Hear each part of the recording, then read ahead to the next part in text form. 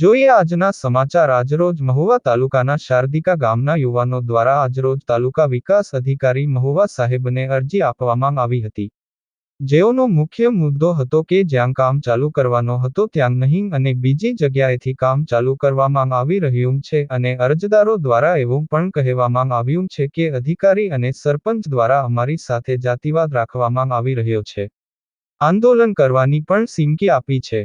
Reporter Mukesh Kantariya, NK news reporter Mukeshbhai Kantariya. તમારો પરિચય? મારું નામ સુરેશ લક્ષ્મણભાઈ, ગામ શારદિકા, તાલુકો મહુવા। આજે કઈ બાબતમાં રજૂઆત કરવા આવેલા?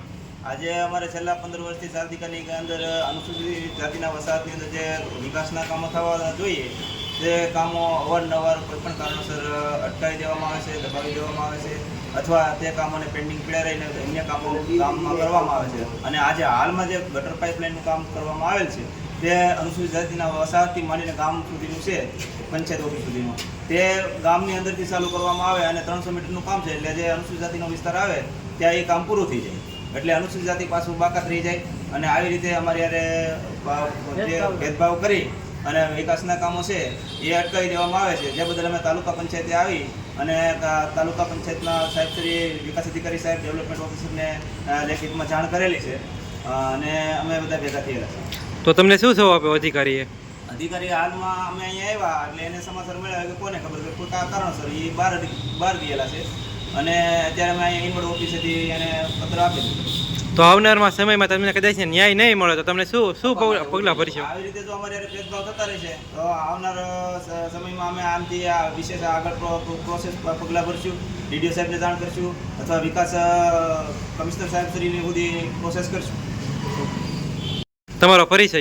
મારું નામ ભનુભાઈ વાલાભાઈ મારું, હું શારદિકા ગ્રામ પંચાયતનો સભ્ય છું અને અમારા અનુસૂચિત જાતિના વિસ્તારમાં જે ગટરનું કામ આવેલું છે તે કરવામાં આવતું નથી અને સાઈડ પ્લાન પ્રમાણે કામ નથી કરતા અને જાતિ ભેદભાવ રાખે છે અને તે બીજા અન્ય વિસ્તારમાં કામ કરે છે કે તમે તમારે જે પછીની જે ગ્રાન્ટ આવે ને ત્યારે અમે તમને ત્યાં નાખીને સમાવેશ કરીએ।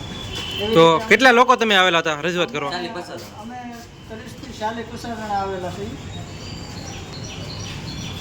તમારો પરિચય? મનુભાઈ સનાભાઈ મારું, કયું ગામ તમારું? શારદિકા। તો આજે કઈ બાબતમાં રજૂઆત કરવા આવેલા? અમે રજૂઆત તો રોજ ટીડીએ સાહેબને અમારે અઠવાડિયામાં એકદમ તો દલિત વિશે તો એક ફરિયાદ હોય જ, પણ એના સાહેબો અધિકારી એવા કાનમાં લેતા ને કંઈક કાગળી અમારે નાખી દે છે ને આજથી 2 મહિના પહેલાં મેં અરજી આપેલી અવેડાની, બોગસ અવેડો ટીડીએ સાહેબે માથે ઉભરીને બનાવેલો, મેં 2 અરજી આપેલી છે, તો હવે મારે એવું લાગે કોર્ટમાં જવું પડશે ને આ અત્યારે પાઇપલાઇનનું એસ્ટિમેટ પ્રમાણે કામ આવ્યું તો દલિતોને જાતે છેડછાડ કરી અને બોગસ જગ્યાએ નાખે છે અને આ સરપંચ છે અમારે જાતિ ભેદભાવ રાખે છે, પણ અમારે અપાસ માથે ઉતરવું પડશે।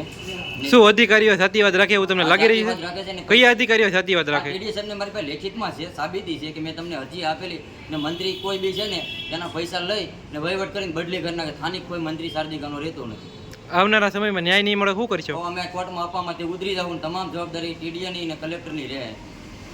બીજા નંબરમાં આ સરપંચ છે ને એ બોગસ સરપંચ છે, ખોટી રીતે અંદર 3 છોકરા હોય એવા સભ્ય ને એવા સરપંચને ખોટી રીતે શારદિકાનું શાસન ચલાવી રહ્યા છે। તો તમે એ બાબતમાં રજૂઆત કરેલી? મેં કેટલી હું પોતે અમારા ગામમાં નક્કી કરેલું હતું બિનહરીફ સરપંચમાં અનુસૂચિત જાતિના 2 સભ્યો લેવાના, આ ભાઈને રાખ્યા ને એકને નથી લીધા, 5 સભ્યમાં સમાવેશ કરી અને અત્યારે 5માં અત્યારે ઉપસરપંચ સભ્ય સરપંચ મેન હતા એ નીકળી ગયા છે, બેઠો સાહેબ અત્યારે બીજા છે એ ખોટી ગેરકાનૂની જકારે છે।